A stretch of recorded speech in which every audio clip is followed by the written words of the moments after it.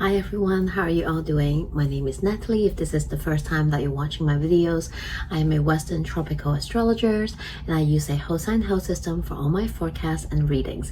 In this video, we are talking about this week's astrology forecast and we'll be talking about July 13 to 19 of 2026. So for those who have been subscribers and have been watching my videos, thank you so much for your support. If you notice, I have skipped last week's astrology forecast because my mom was visiting. We were on road trip and it was just too busy and hectic for me to do a video. So my apologies. And I am actually still recovering from a flu that I just caught the past week or so. So apologies for my voice and occasional sneezing and coughing. But we have a couple transit that happened in the last week that I'll just really quickly recap, and we'll carry on with this week's astrology. First of all, the week before, July 4th, we did have that really big, loud, volatile aspect of the conjunction between Mars and Uranus in the sign of Gemini. Many people was like, well, nothing really crazy happened that day. There are actually quite a few, but maybe more on a collective level. And sometimes I also want to say that the aspect don't just happen in a vacuum. There's so many other planetary energies moving at the same time, or like a little bit before and after. So we cannot just isolate each aspect and focus on what that aspect might trigger or might make happen. So what happened was sometimes that the aspect will happen on the day, and it will be kind of like that catalyst to unfold things that will continue to happen in the next day or week. So sometimes when I mention the day, the time of all the aspect or transit, pay attention, make a mental note, but also see how the energy unfold for you in the next day or two or along that week. So sometimes you don't want to just focus on just solely at that moment, right? Only if you truly have something really close and tight. You know, if you have planets or point on that exact degree, doing some kind of hard aspect or an exact aspect with that planetary movement or aspect, then yes, you might really feel that more than the others. But talking to a couple of my friends and clients, there are some crazy things that happen, and that's the reason why I also want to quickly mention what happened last week, the week that I skipped. So on the Monday, we had a Sun square Neptune, Sun square Saturn, and that can feel like a block, a rejection, a no, something feel like you need to set boundary, you might need to cut off, or something might just got like separated or let go, right? And this can happen to you on a personal level regarding to a situation or a relationship. And then we have Venus that recently moved into a new sign, Virgo, last week as well. And Venus is said to be in the fall in a sign of Virgo, but there's no good or bad. I never want you to think it's a good thing or is a bad thing when it comes to any aspect or transit, because they just express the energy differently. Yes, while Venus is said to be in the fall in the sign of Virgo, it just simply means that Venus needs to express its energy in a very different way. Okay, yes, there might be signs of uncomfort. Sometimes Venus in Virgo struggle to let go of self-criticism. You know, sometimes Venus in Virgo can be very harsh on themselves or other people around them, because Venus talks about relationship and values, morals, right? Belief system. But then because there's this analytical side, this perfectionist criticism side of Venus in Virgo, but sometimes they can be very harsh on themselves as well. So it's about finding the balance of it all. I find them very crafty, very a little bit witchy too, so you can sometimes find really good makeup artists or like beautician or people that work in a, you know, like in aesthetic, even plastic surgery people that might have Venus in Virgo as well. So that is something that happened. But right after Venus enters Virgo, it immediately conjunct the South Node in Virgo. So South Node is a point of letting go, of releasing. So for some, it might signify a release of a relationship. Maybe you lost a friendship or your romantic partnership or someone close to you, and so on and so forth. Or maybe this can be a business contract or whatnot. It also depends which house is happening in your natal chart as well. And I say this all to say that I did hear from a couple of my friends and clients that went through these aspects and have some really loud things happen in their life because they are very close to these degree point, and it's happening in their very prominent houses. And one of the example I just want to quickly share to let you know how sometimes literally how literal astrology is, that one of my friends, during the week before, during that Mars-Uranus conjunction in the sign of Gemini, she had a fallout in her friendship, you know, so it fell apart. The friendship is dissolved, so is the business that they co-create together. And that continued to play out last week when we have Venus in Virgo and conjuncting the South Node. So it's been a really rough patch for her.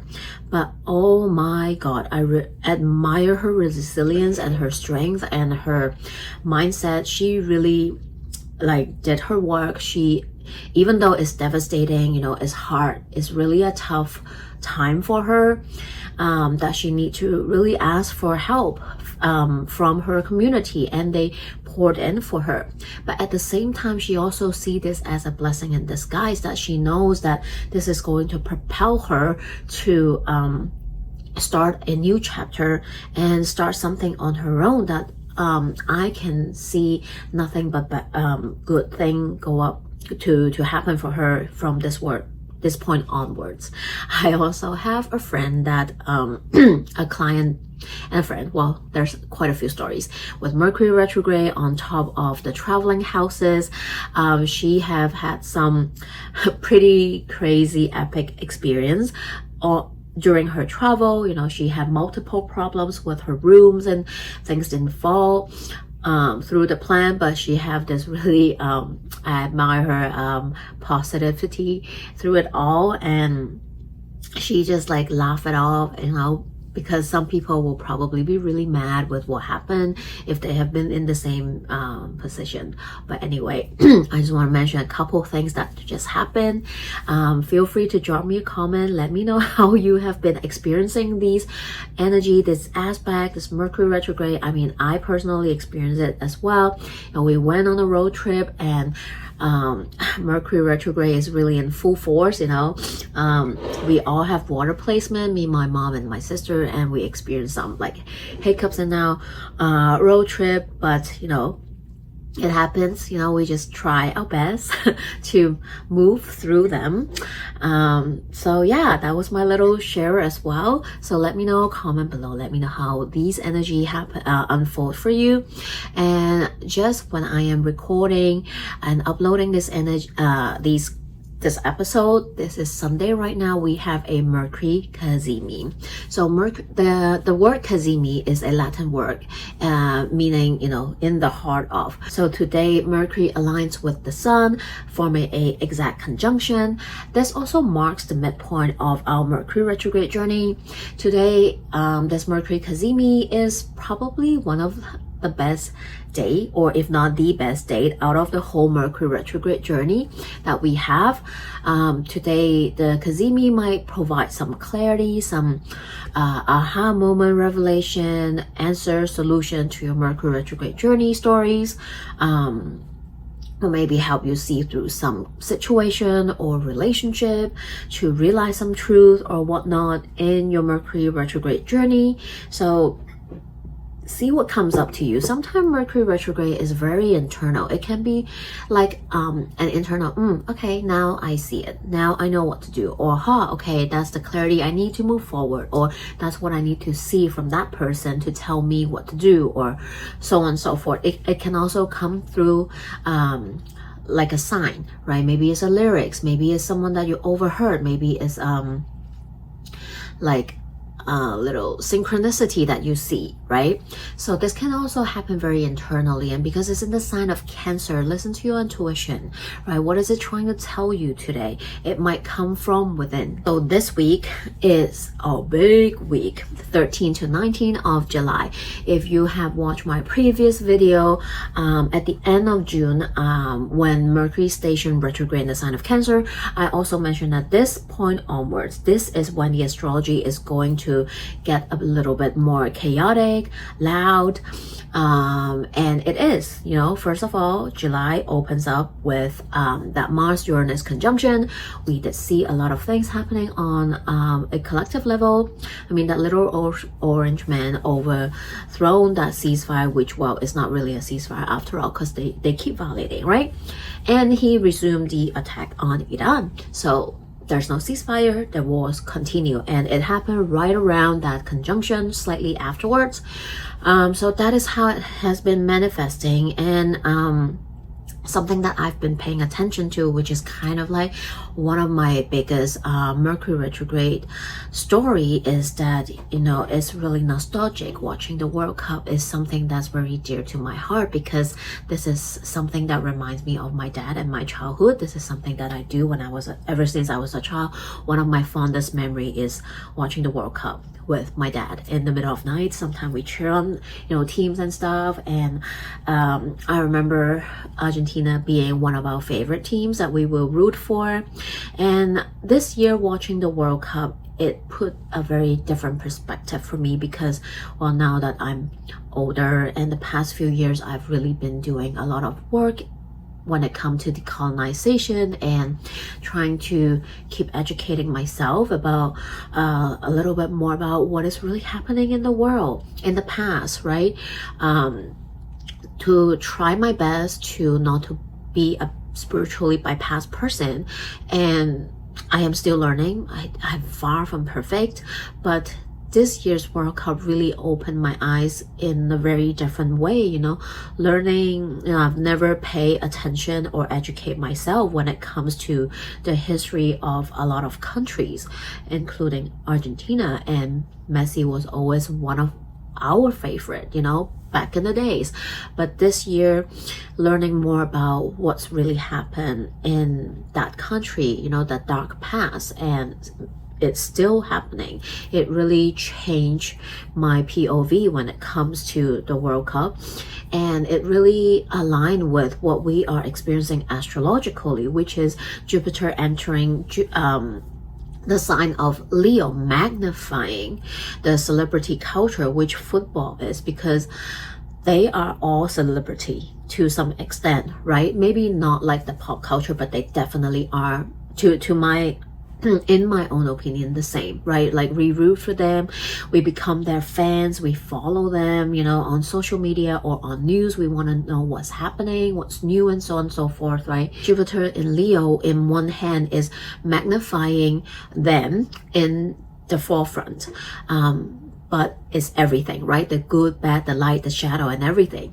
And so much has been revealed, so it is altering, is changing my point of view, and I know many other people's as well, when it comes to what is it, you know, what are we trying, who are we rooting for, and why, and should we be still doing the same thing, right? The whole World Cup has been put under the magnifying glasses. There are so many different point of view, you know, trying to see them in different perspective, and I'm sure we all have our say, and you're welcome to chime in.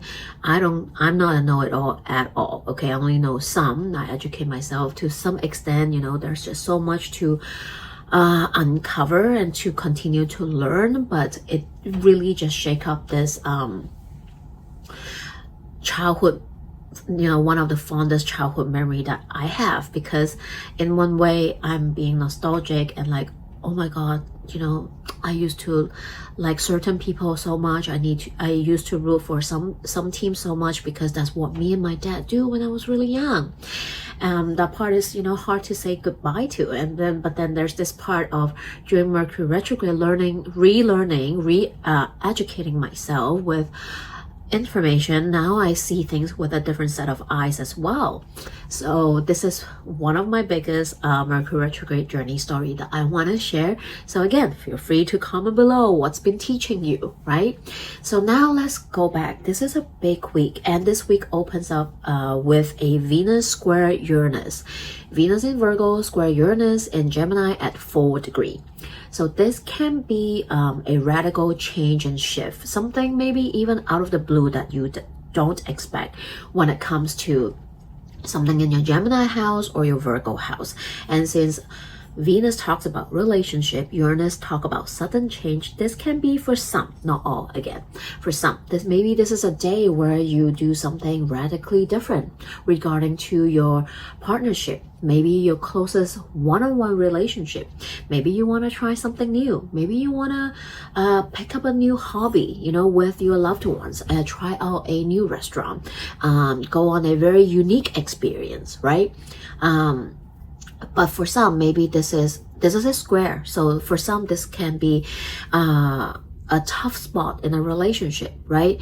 And Gemini talks about communication. Virgo is also, both Gemini and Virgo are ruled by Mercury, and Mercury is now retrograding in the sign of Cancer. So for some, this is experiencing maybe a tough conversation that you need to have with your partner, with your close friend or family.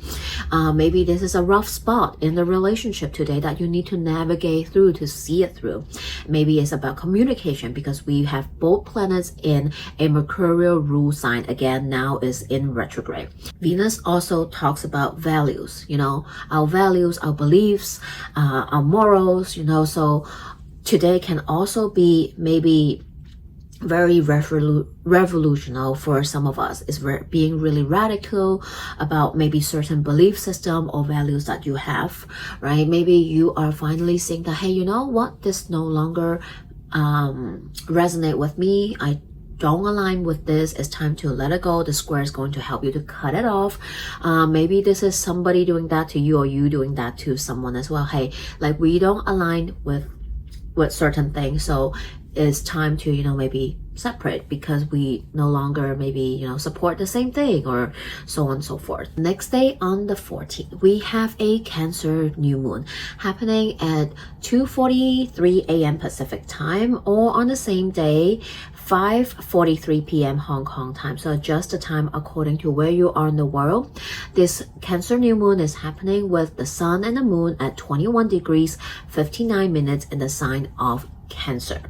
So we just had a Mercury Cazimi happening at 20 degrees a couple days ago, right now on the 12th. And 14 we have a Cancer new moon. So for some, perhaps what's happening during this weekend with Mercury Cazimi might give you some new information, revelation, realization about certain maybe situation, things in your life. And this coming week, the new moon is going to help you to decide what kind of new intention you want to plan, you want to set, and how you want to move forward, maybe with what you uncover from the weekend from the Mercury Cazimi. The ruler of this Cancer new moon is the moon itself, because the moon rules Cancer. And 21 degree, this new moon is happening in the third decan of Cancer. So this decan is also ruled by the moon. So we have like a lunation that is ruled by the moon happening in the decan that is ruled by the moon. So it's extra lunar to some extent, in my own opinion. So this new moon can be extra emotional, can stir up some maybe big feelings. Some of us might really be in the feels, because the moon governs our emotions. Cancer is a water sign, so it's a lot of water, it's a lot of emotions, and we are in Mercury retrograde, and we did have some hard aspect when it comes to Venus and so on and so forth. So I feel like some of us are really in the ring of it, right? Regarding maybe perhaps with our emotions, maybe about a certain situation or relationship in our life, or about how we see the world, or how we value some of the things in our life, right? So this new moon can actually stir up a lot of emotions for many of us in some way, shape, or form. Take a look and see which house is ruled by Cancer. What are the themes, topic, area of life is Cancer house about? Maybe perhaps big feelings are going to come up regarding to those themes and topics or areas of your life as well. Because after all, Cancer is talking about our past. Cancer is a nostalgic sign.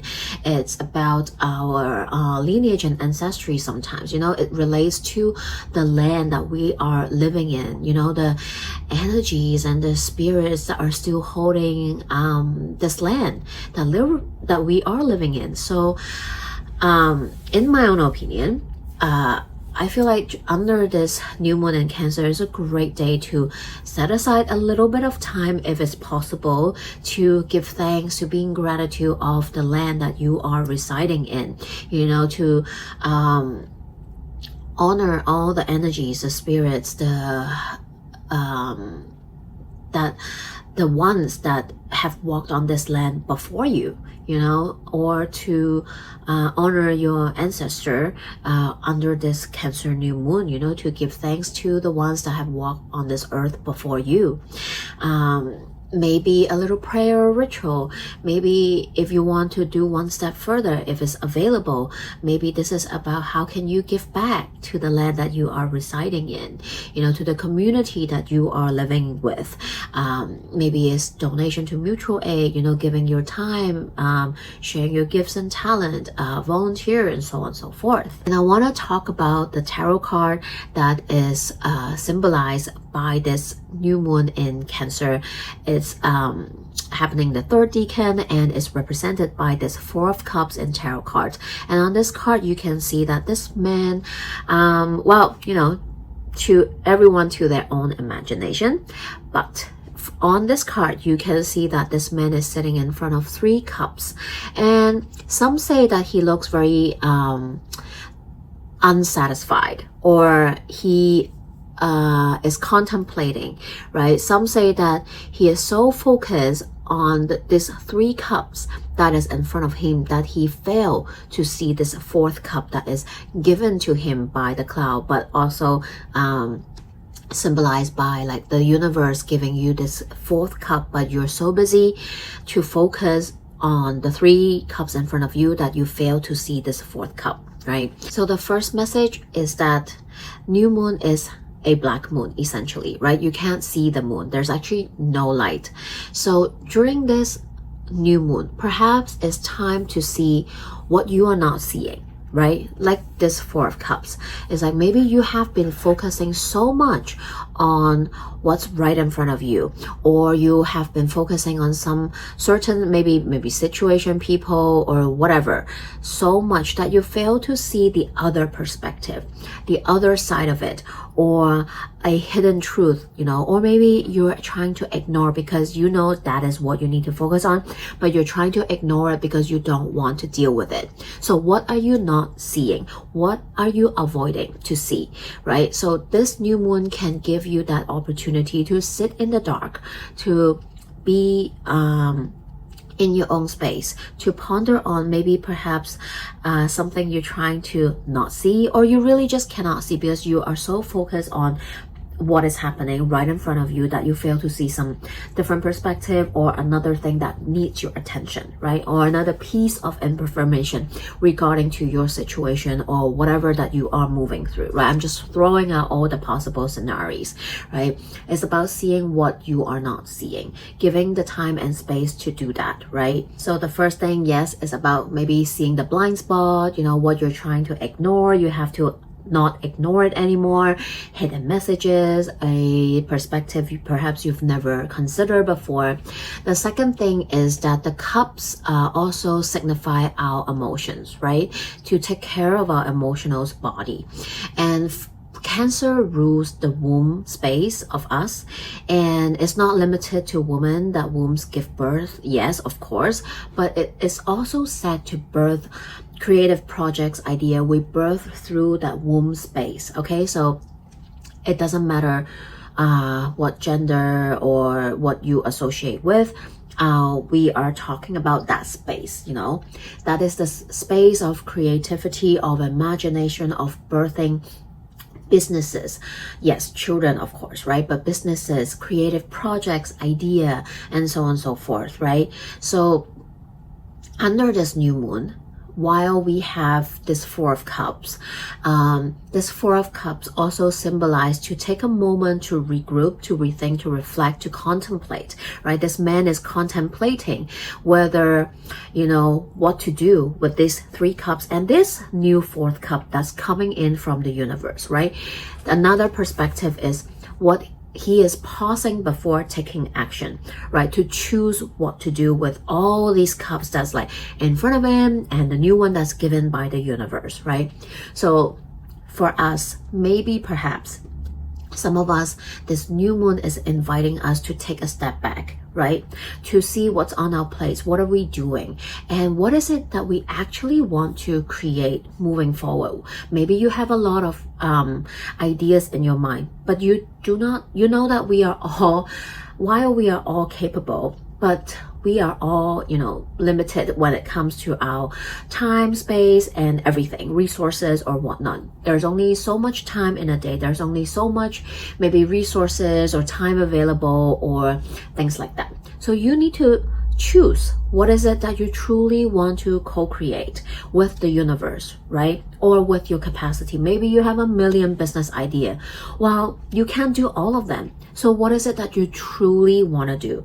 And when it comes to cup, this is what are you truly passionate about? What are you emotionally attached to, and which ones actually can come to fruition, and which ones are maybe just fantasy or something that you just, you know, your plate don't have enough space for all of them, so you need to pick and choose. Lastly, one more thing. Cancer is a water sign. This is a 4 of Cups. Emotions, what water symbolize emotions, and Cancer talks about what makes us feel safe and secure, what makes us feel nurtured and nourished, right? And in the midst of Mercury retrograde and the Mercury Kazemi that just happened, this new moon is also inviting us to tend to our emotions body, right? To come and reflect on the relationships that we have in our life, because emotions very much is about also relationships, right? How we feel about people's in our life, right? Maybe it's time to use this Mercury retrograde in Cancer to reflect on the relationships in your life, whether they are your partnership, your family, your friendship, your co-workers or whatnot, right? Even the one with yourself, right?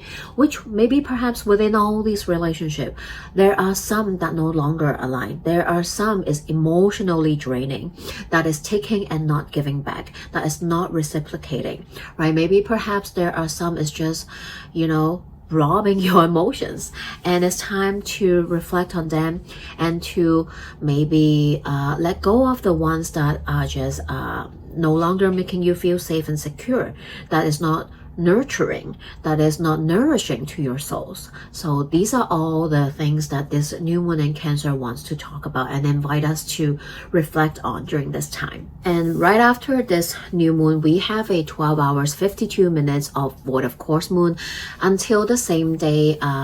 So the new moon is happening 2:43 a.m. Pacific time on the 14th, and then after that we have a 12 hours 52 minutes void of course moon until 3:35 p.m. So it's a great time to just during void of course moon, whenever there's one, is to, I will not suggest anyone to sign contract, launch something new, or do some important communication or anything during that time. Void of course moon is a time to do that, you know, like to rest, to nourish yourself, to take care of your emotions. And given that we have this new moon, I would say maybe take 14, you know, as an easy day to see what comes up for you. And before we continue on this week astrology, I need to take a moment to first talk about a concept. And I'm sure many of us might have seen it because many astrologers have been talking about it for some time already. It is the Babault's basket. Sometimes it's also known as bowl configuration, Barbault's bowl configuration. There's no exact correct term, but I would just stick with Barbault basket. So he is a French modern astrologer, André Babault. So in 1955, he accurately predicted the fall of the Berlin Wall and the dissolution of Soviet Union in 1991 as well. And many also say that he correctly predicted the COVID-19 pandemic. So before he passed in 2019, his last prediction with his modern astrology technique is this Barbault's basket. So what does it mean? So I'm trying to, hopefully I have done this right, and Mercury retrograde in Recce. So on the screen, you should be able to see that configuration right now. So because of the trine, the sextile, and the opposition that all these outer planet is forming, it does looks like a bowl. It does look like a basket. And that's how this term comes up.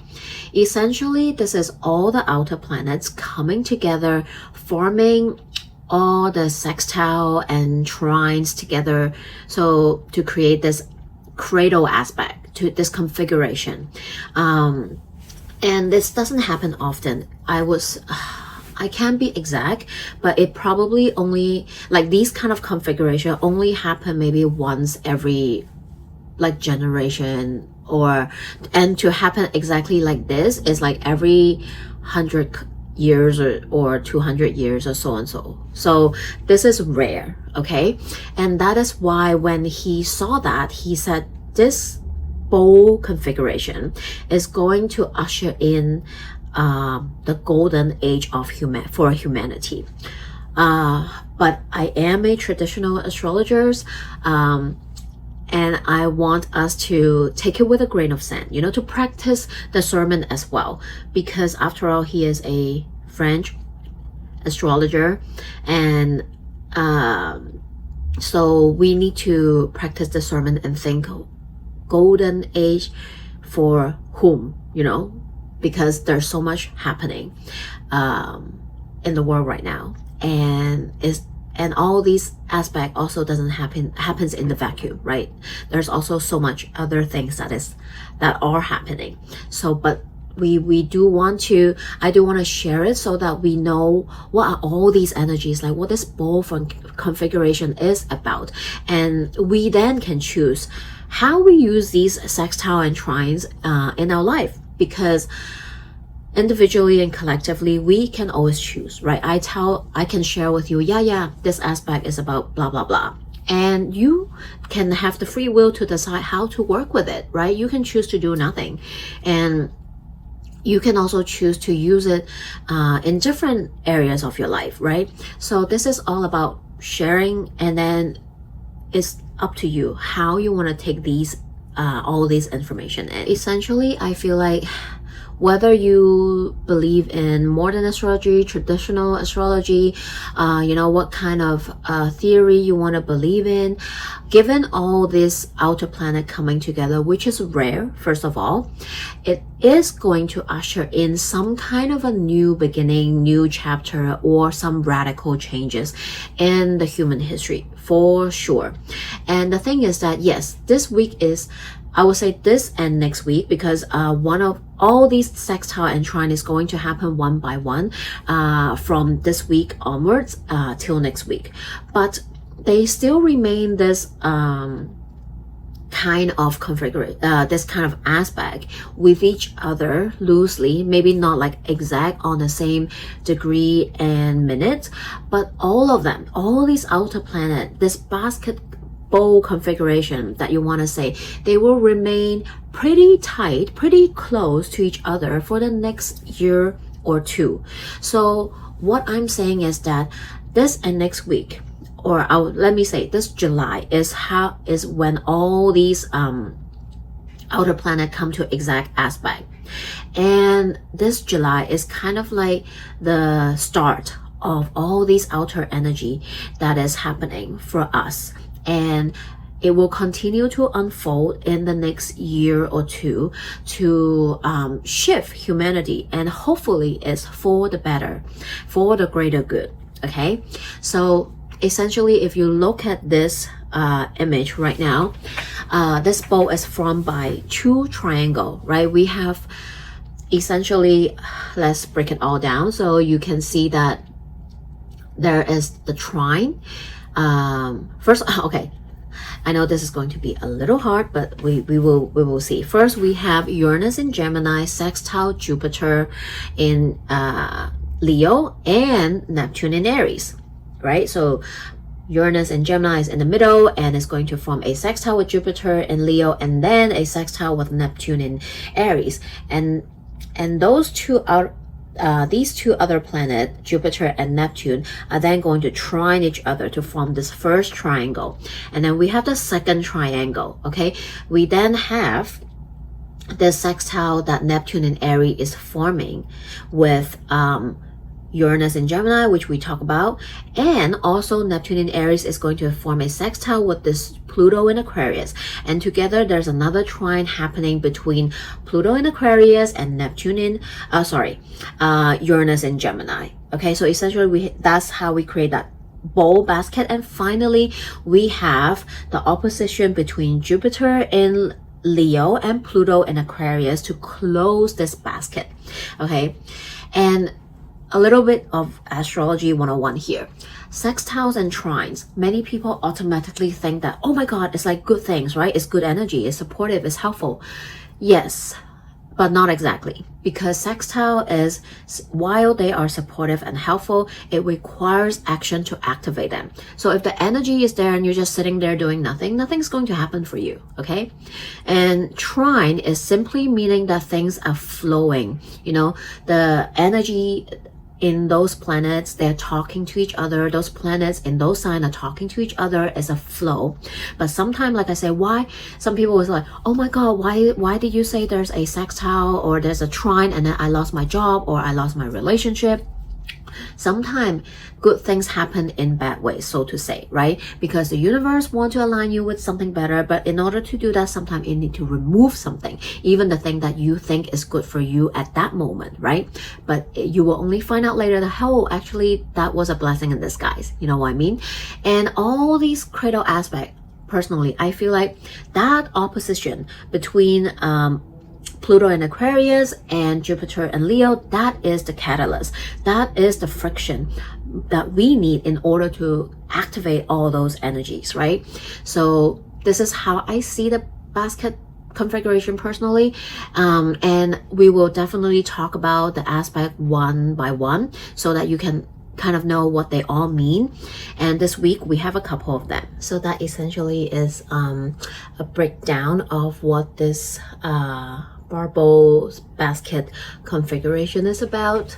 It's basically, again, it's all these outer planets that usually they're all traveling in different speed. They spend different amount of time in each sign, but now they're all coming up in sextiles and trine and opposition with each other. And to add that, all of these planets, the signs that they are in, they're all fire and air signs. So in astrology, the fire signs and the air signs, they are considered the masculine signs.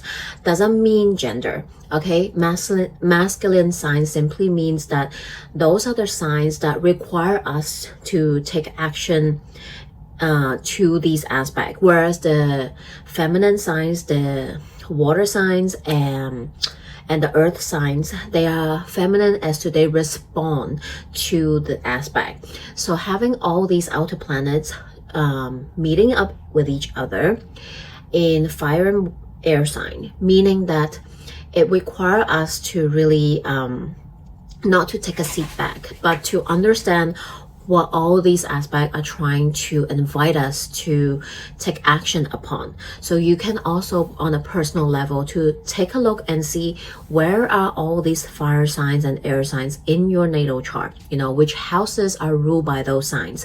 What are the themes, topics, areas of life are all these signs are for you personally, and which area of life are you being invited by all these outer planet, all these signs to take action upon. Because what's happening is, while all these planets will affect us on a collective level, it will also then affect us on a personal level, right? What's happening on a collective level might trigger us to take action, to respond to them. So now that we kind of have a big picture idea of what all these are, now let's break down the aspect that is going to start to take place this week and next week as well. So first of all, we have on July 15, we have Uranus in Gemini, sextile Neptune retrograding in the Aries at 4 degrees. So Uranus, the planet of rebellious changes, disruption, and technology. Neptune is the planet about mysticism, spirituality, dreams, and fantasy, together forming a sextile. So this can be a day of radical imagination. This is about almost to the point like being delulu, right? To project, to act as if, to about the world that is in your dream, in your fantasy. Like, what kind of world would you want to live in, right? And act as if you are in that world already, right? And maybe, for example, for me, I want to be in a world where all sentient beings is treated with dignity, respect, and kindness, right? I want us to not have to live in scarcity mindset, where no matter our color, race, you know, and not just us, but all sentient beings on this living, floating blue and green dot is able to live without fear, right? That we can respect each other, that we are not dictate and controlled by that 1% that's trying to hoard and extract resources from our Mother Earth, that can actually give back and to replenish the earth that is screaming for help right now. Okay, and that we can be in harmony with each other. So that is my radical imagination, and I will definitely sending that out on the 15th. Okay, and shortly after that aspect, we have a 25 hours 41 minutes of void of course moon from July 15th. All these time, by the way, are in Pacific time, so convert the time in wherever you are. So from July 15, 3:26 a.m. until the next day, July 16, 5:07 p.m. So like I always say, whenever we have void of course moon is anti-capitalism, okay? Void of course moon is not a time you want to launch your business, send out your resume, sign an important contract, have important business meeting. It's a time to do all those things opposite, to enjoy a day out with your bestie, your friends, your loved one, your families, is to take care of yourself, eat nourishing food, to rest, to recharge yourself, to do things that brings you joy. Okay, so I would say yes. So from 15 and morning, afternoon of 16, take time off. Okay, and then on 17th we have Uranus in Gemini, then make a trine with Pluto in Aquarius at 4 degrees. So this trine in some way is encouraging us and inviting us to be less fearful of changes, because often Uranus can bring in sudden change, and when it trine with Pluto in Aquarius, this can be, you know, deep cathartic truth and changes that is bringing in, right? Maybe there is a deep cathartic revelation that you are having, you know, on a personal level or on a collective level today. This is about changes that might, for some, caught you off guard, right? But this also feels like power to the people, right? Because together we can create radical changes that we want for the world on a collective level. So which side of history do you want to be on? What kind of changes you want to see in the world?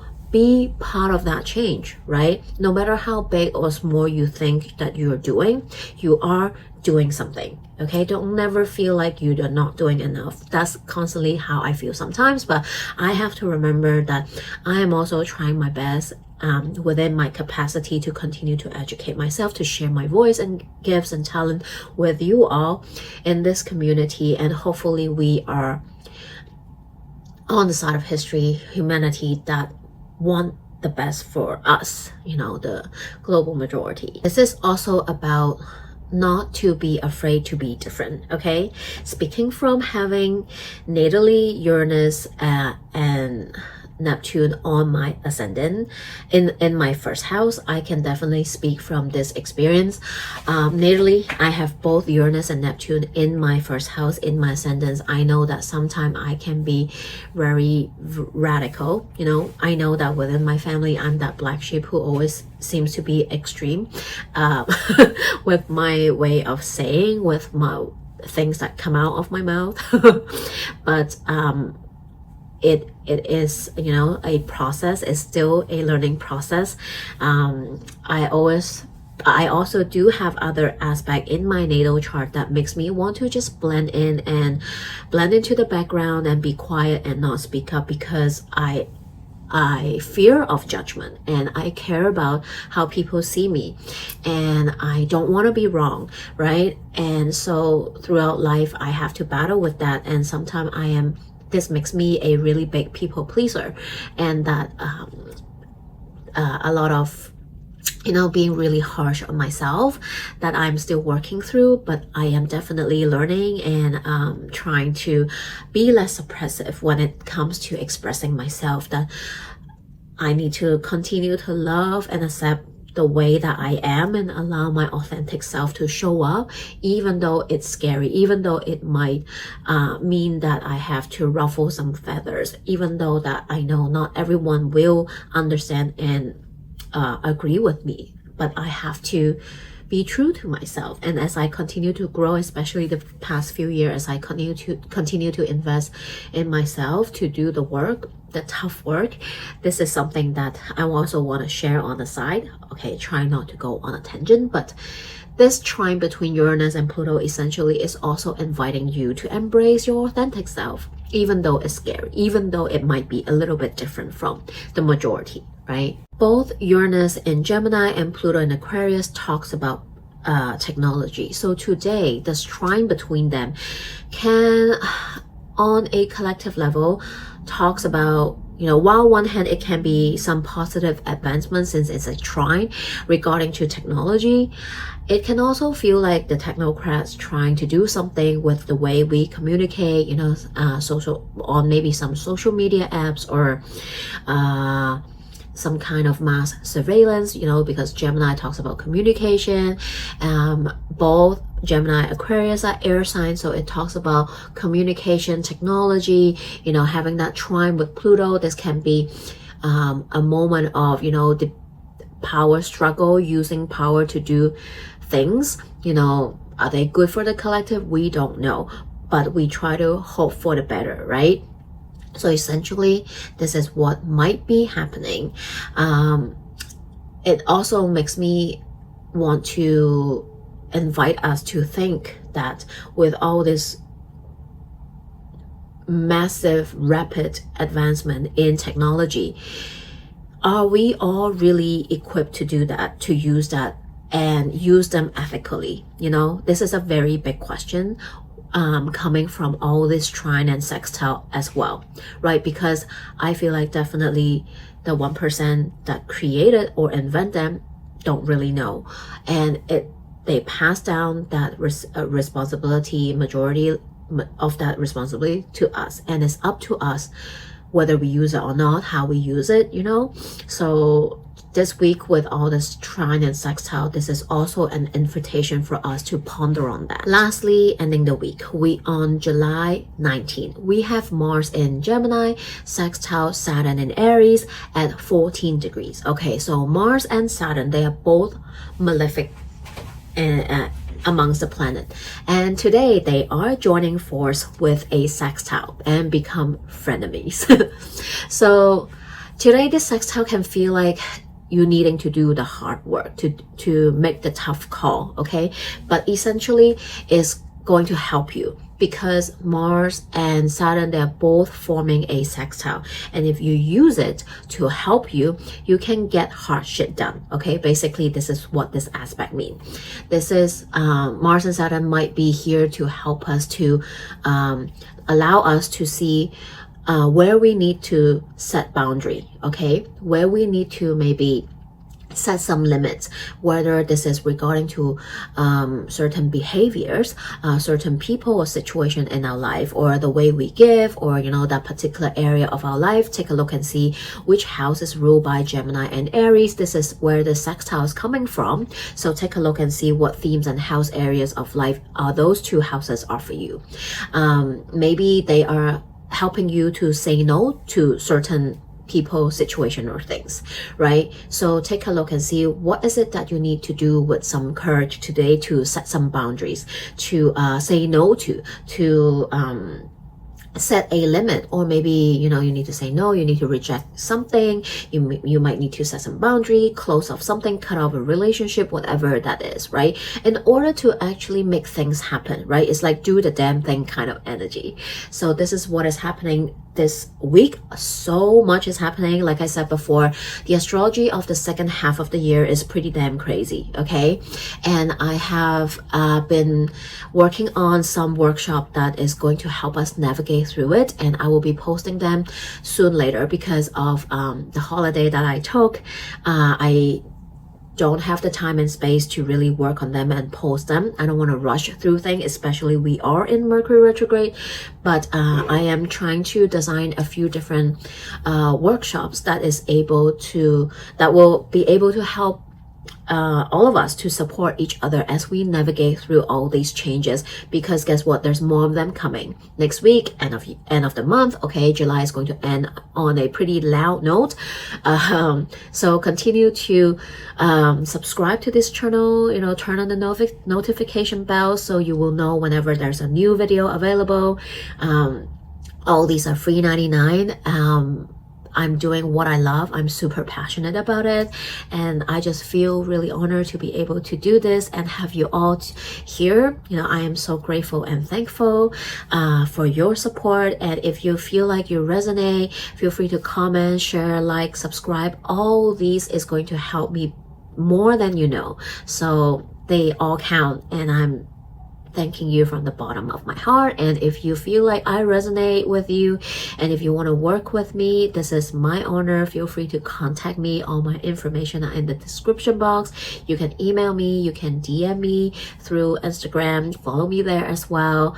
I can't wait to hold space for you. So until then, take care of yourself, sending you lots of new moon blessings and love, and I'll see you in the next video.